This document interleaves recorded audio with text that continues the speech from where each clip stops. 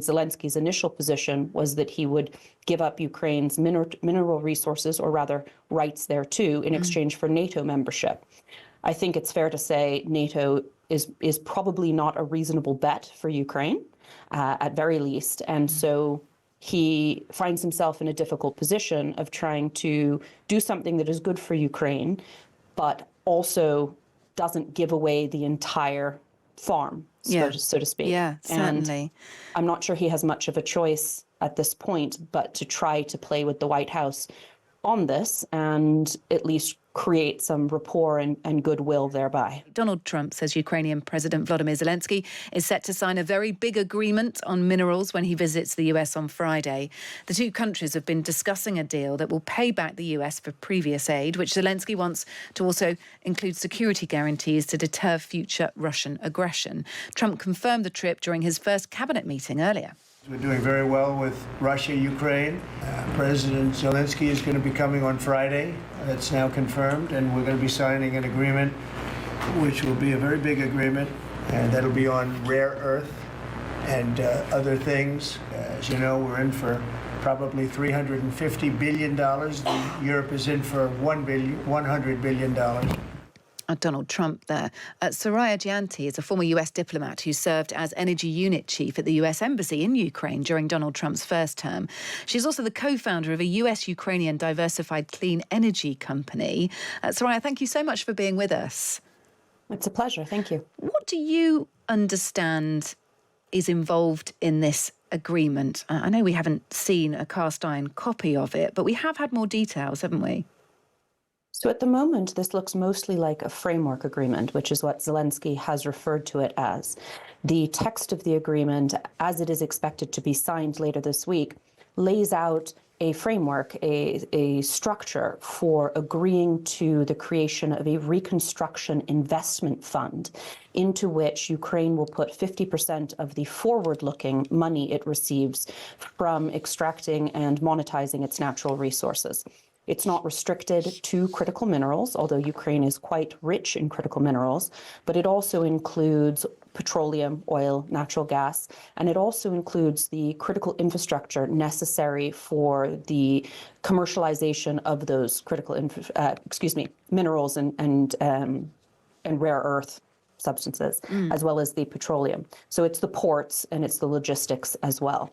And the fund itself, the terms of it are to be decided in future negotiations. And the framework agreement lays out what those negotiations will look like in pertinent part, which ministries in Ukraine and which U.S. government agencies will be part of the committee that will negotiate the future agreement on how that fund will be managed. Okay. So that has been sort of steered to, trying to set Ukraine up going forward. But of course, the US is going to benefit from this. Part of the reason for this is to repay back in part some of the military aid that's been given by the United States to Ukraine. Do we know how that will work? Will that just simply be drawn from the fund? So what's very clear is that President Trump is looking out for America's interests first here and views the billions of aid that have gone to Ukraine as an investment for which the United States has not seen or received any meaningful returns. He's right from one perspective. It's also worth noting, however, that as much as 70% of the support that the United States has given Ukraine nominally in the last few years during the war has actually gone to U.S. companies and the U.S. military industry. So it's a bit truer to say that the United States has mostly extended Ukraine a line of credit with which it has been able to buy weapons and other necessities from the United States. From the United States, okay. So bearing that in mind, it is clear that Trump is also trying to end the war. And I think that's a laudable goal from any side and any perspective. From Ukraine's perspective, of course, the end of the war is something it wants. It wants it on terms that will allow it to maintain sovereignty and will allow it to maintain as much territorial integrity as it possibly can. But it will also need money with which it can rebuild. And some of that will be foreign assistance, sure, and a lot of it will be Ukraine generating its own wealth And the critical minerals and petroleum deposits will be a big part of that. And having them managed by an international fund rather than subject to the potential misuse, misdirection, mismanagement, or dare I even say corruption of Ukrainian government oversight is not a bad thing for Ukraine. The details have yet to be worked out, but there is a lot to be positive about here. Okay. And presumably this will mean US officials, US workers in Ukraine.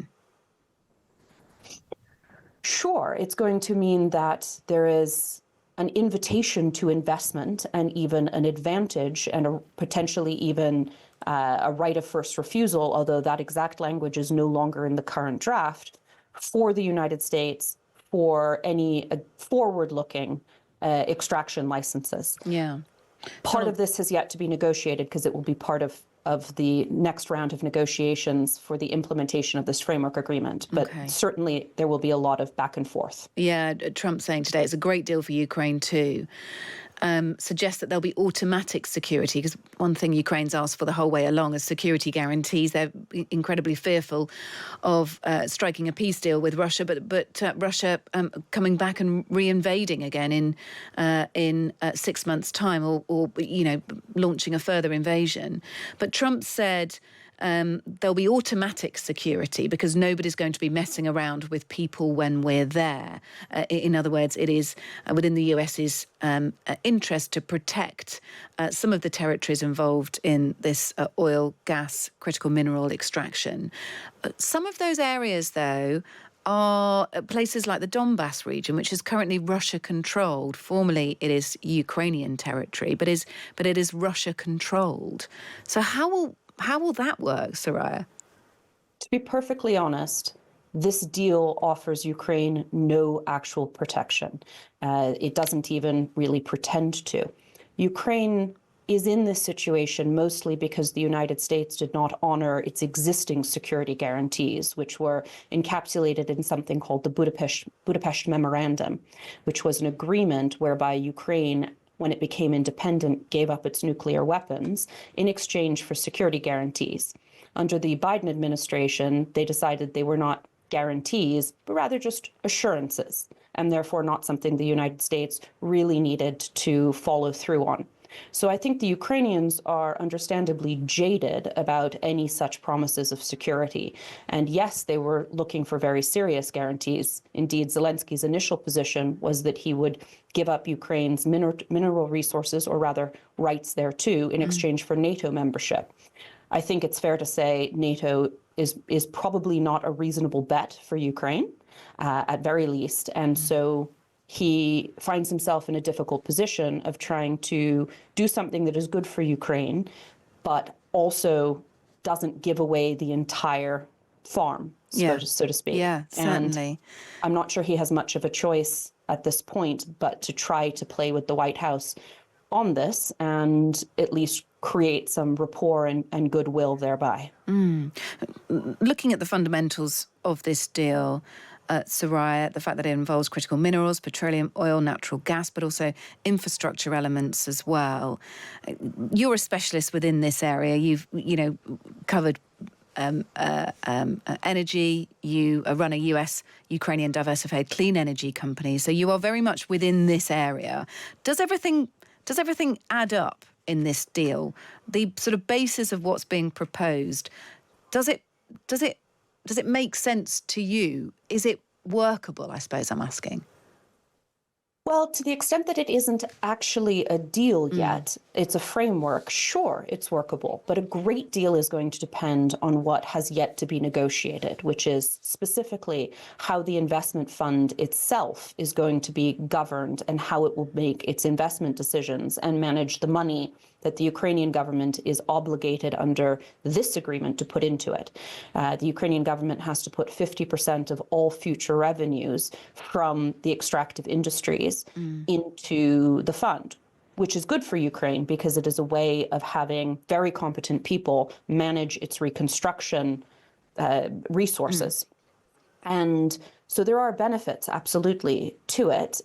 The infrastructure is a bit more complicated, but I suppose it's not it's not unreasonable to also include in the deal the methods for getting the extracted minerals and the extracted resources once out of the ground into international markets. And there is enough worth there potentially.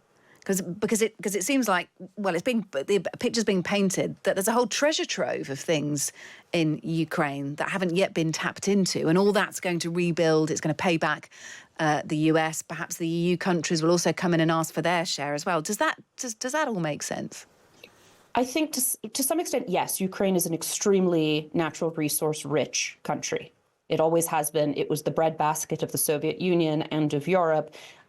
Pretty much all of the Soviet Union's iron and smelting came out of Ukraine. That hasn't changed, and that's one of the reasons Russia wants that territory. That said, it has been probably slightly overstated, because when this offer was originally made, of course, it was in Zelensky's interest to play up the amount of money that was potentially available in order to attract interest in the other side of the deal.